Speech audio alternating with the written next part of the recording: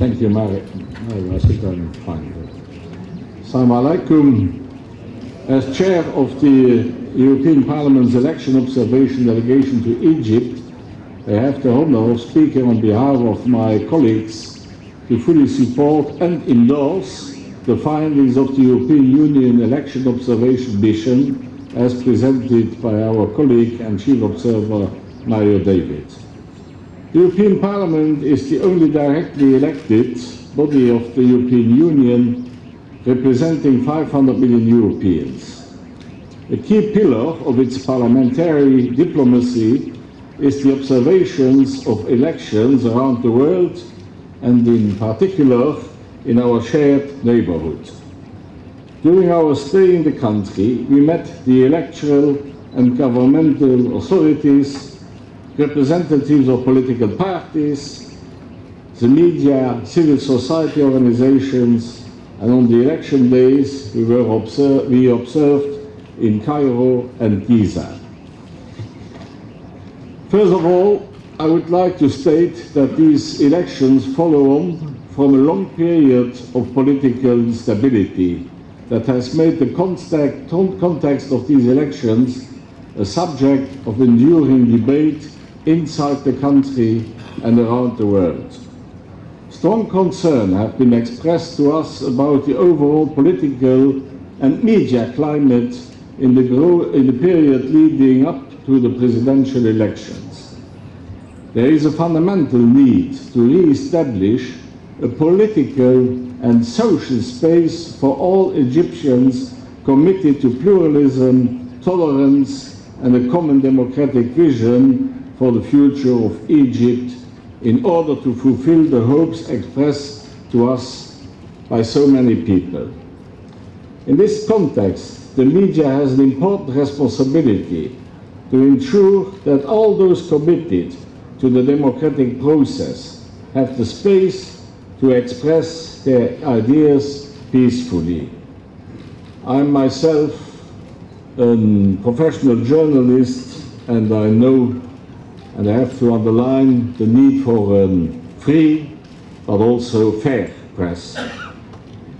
Civil society should be allowed to play a key role in the democratic process, in particular in creating a pluralistic debate, as well in ensuring a system of governance that is fully accountable to the people of Egypt. In the roadmap to a full democracy, the presidential elections represent an important step that must lead to parliamentary elections.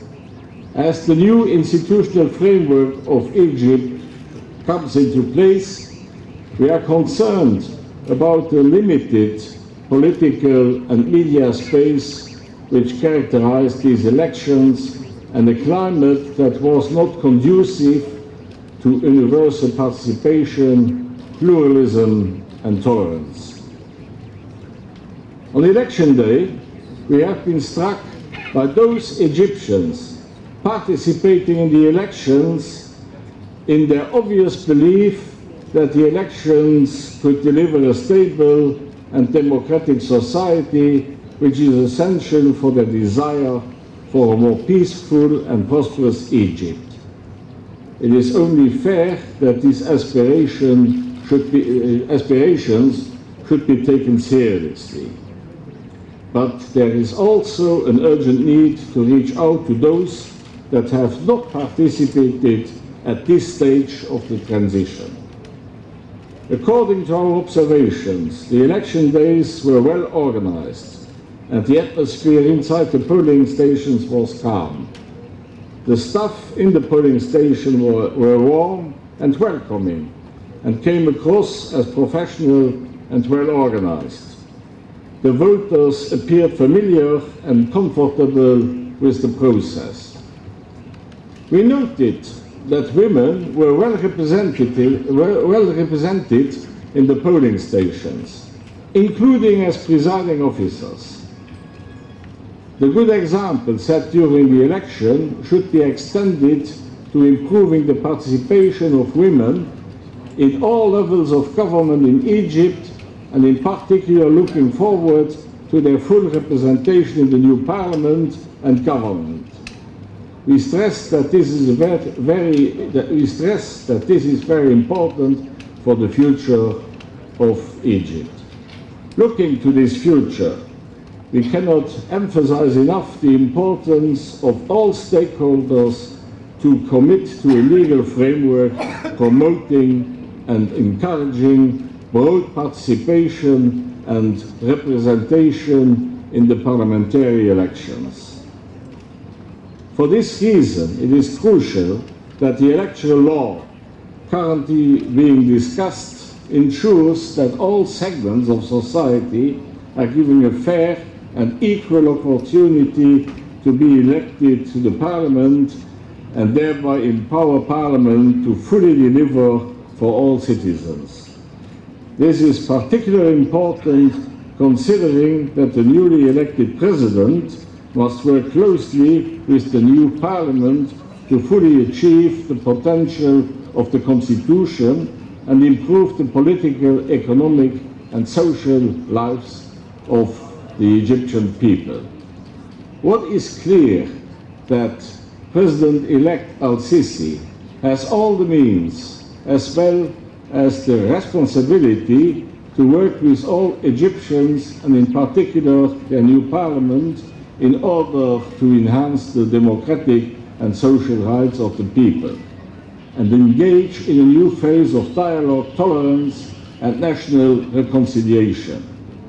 We express our strong hopes that President al-Sisi will take important steps to implement this vision. Finally, on behalf of the European Parliament, let me stress out our desire to continue our engagement and constructive dialogue with all Egyptians on their journey to a tolerant, pluralistic and inclusive democracy respecting human rights. We are certainly prepared to support Egypt with all the means available to the European Union.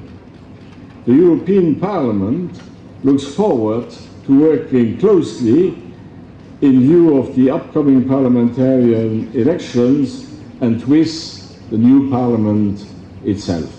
Thank you very much.